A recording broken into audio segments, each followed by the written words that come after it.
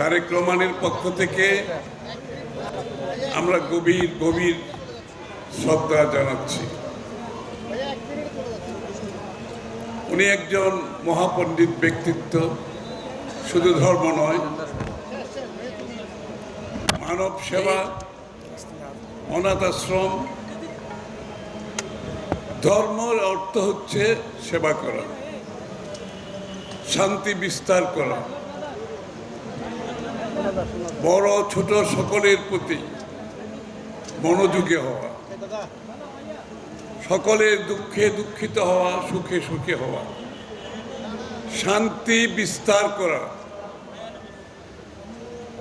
এগুলো একদিকে যেমন ধর্মের বাণী, আসলে এটা হওয়ার কথা ছিল রাজনীতিরও বাণী, কিন্তু রাজনীতি অনেক দূরে সরে গেছে।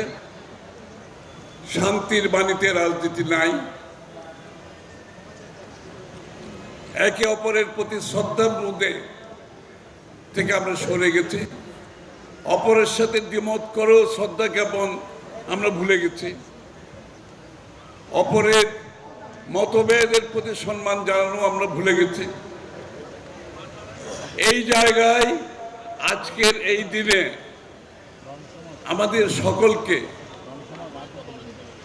আমাদের বিবেকের প্রতি প্রশ্ন করতে হবে, আগামীতে বাংলাদেশ কোথায় যাবে। বাংলাদেশ জাতীয়তাবাদী দলের পক্ষ থেকে এইটাকে আমরা ধারণ করার চেষ্টা করছি, এটাকে আমরা বোঝার চেষ্টা করছি, এটাকে আমরা বাস্তবায়ন করার চেষ্টা করছি। আমরা বাংলাদেশে একটি স্থিতিশীল অবস্থা দেখতে চাই। আমরা বাংলাদেশের শান্তি দেখতে চাই, একে অপরের প্রতি শ্রদ্ধাবোধ দেখতে চাই, একে অপরের প্রতি সহাবস্থান যাতে আমরা থাকতে পারি। সব বিবেচনায় নিয়ে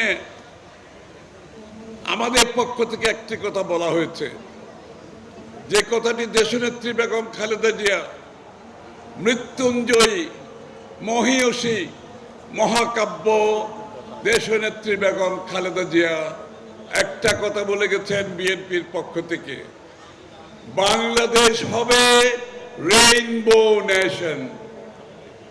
বাংলাদেশ হবে রেইনবো নেশন।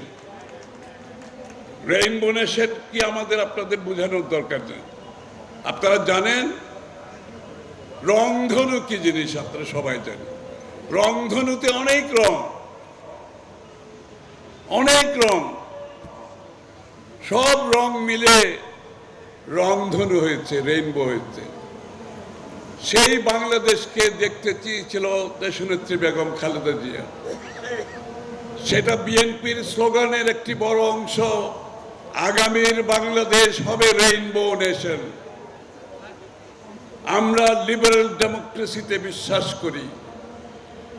এই রেইনবো নেশনে সকলের ধর্ম থাকবে যার যার নিজের, দেশ হবে সকলের। এই রেইনবো নেশনের সংস্কৃতি হবে যার যার, দেশ হবে সকলের। এই রেইনবো নেশনে ইতিহাস হবে যার যার, দেশ হবে সবার।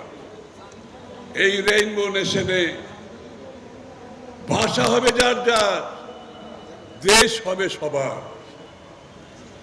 এটাকে আমরা ধারণ করে স্থিতিশীল শান্তিপূর্ণ বাংলাদেশ দেখতে চাই। এই দেশ অনেক অশান্তির মধ্যে অতিক্রম হয়ে করেছে। আগামীর বাংলাদেশে আমরা রেইনবো নেশনের মাধ্যমে সকলকে এক জায়গায় এসে একটি দেশ গড়তে চাই, যেই দেশ প্রত্যেকটি মানুষের সকল ধর্ম, বর্ণ, জাতি, সংস্কৃতি, ইতিহাস সকলের অধিকার হবে বাংলাদেশী হিসাবে। সেইভাবে আজকে যিনি আমাদের মধ্য থেকে বিদায় নিয়েছেন, জ্ঞানশ্রী মহাতরীর পরলোক গমনের মাধ্যমে আমাদেরকে শপথ নিতে হবে এই ধরনের মহাপুরুষ যারা আজীবন আমরা যেই কথাগুলি বলছি এগুলোই করে গেছে, কিন্তু আমরা এগুলোকে অনুসরণ করতে পারি না। আমরা অনুকরণ করতে পারি নাই, আমরা অনুশীলন করতে পারি নাই। আজকে সময় এসেছে আমরা সকলে মিলে এগুলোর অনুশীলন করতে হবে, অনুকরণ করতে হবে, এগুলোকে ধারণ করতে হবে। আমরা সবাই মিলে আগামীর বাংলাদেশে এই যে ডক্টর জ্ঞানশ্রী মহাতেরের যে বাণী, যে চিন্তা, যে ধারণা, যে দর্শন, সেই দর্শনের সাথে কারো কোনো বিভেদ থাকার কিছু নাই। সেটা একটি জাতি গঠনে আমাদের জন্য পাথেয় হয়ে থাকবে, আগামীর জাতি গঠনে আমাদের জন্য পাথেয় হয়ে থাকবে। আমরা সকলে ঐক্যবদ্ধভাবে আগামীর বাংলাদেশে বাংলাদেশি হিসাবে জাতি ধর্ম নির্বিশেষে, বর্ণ নির্বিশেষে, সংস্কৃতি নির্বিশেষে, ভাষা নির্বিশেষে আমরা এক জায়গায় থাকবো বাংলাদেশি হিসাবে। গর্বিত বাংলাদেশ হবে আগামীর সংগ্রাম। বাংলাদেশের উন্নয়নের সুফল প্রত্যেকটি নাগরিকের বাড়িতে পৌঁছতে হবে।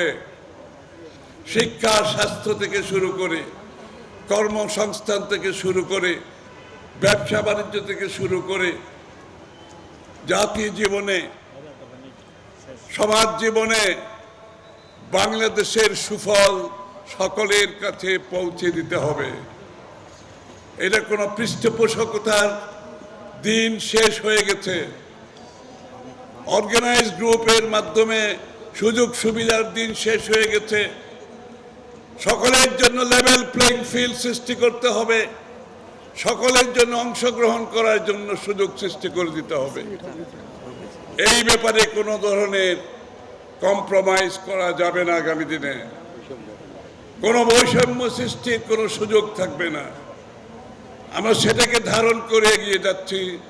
আমরা সবাই মিলে আজকের ডক্টর জ্ঞানশ্রী মহাতের যে দর্শন, সেটা সকলের জন্য প্রযোজ্য। আমাদেরকে সেই আমি আগে বলেছি মৃত্যুঞ্জয়ী মহিষী মহাকাব্য গণতন্ত্রের মা আজকে আমাদের মধ্যে আর নাই, কিন্তু ওনার চিন্তা, ওনার দর্শন, ওনার ভাবনা, রেইনবো নেশনের ধারণা আমাদের হৃদয়ে আমরা ধারণ করেছি। আমরা সবাই মিলে ওনার জন্য দোয়া করবেন আপনারা। উনি চলে গেছেন, কিন্তু ওনার আমাদের মধ্যে অম্লান থাকবেন সারা জীবন। আপনারা আমাদের দেশনেত্রী বেগম খালেদা জিয়া বিশ্ববরেণ্য ব্যক্তিত্ব, সমস্ত বিশ্ব আজকে কাঁদছে, সমস্ত দক্ষিণ এশিয়া আজকে কাঁদছে। তাকে অনুশীলন করার কথা বলছে, তাকে অনুকরণ করার কথা বলছে দক্ষিণ এশিয়ার নেতৃবৃন্দ। এটা প্রথম মহিলা প্রধানমন্ত্রী। সারা বিশ্বে পশ্চিমা দেশেও যেটা হয়নি সেটা উনি বাংলাদেশে করেছেন। আমরা সবাই মিলে ওনার জন্য দোয়া করি। আপনাদের সহযোগিতা কামনা করে, আপনাদের দোয়া কামনা করে আমি আপনাদের থেকে বিদায় নিচ্ছি। সবাইকে ধন্যবাদ। অসংখ্য ধন্যবাদ।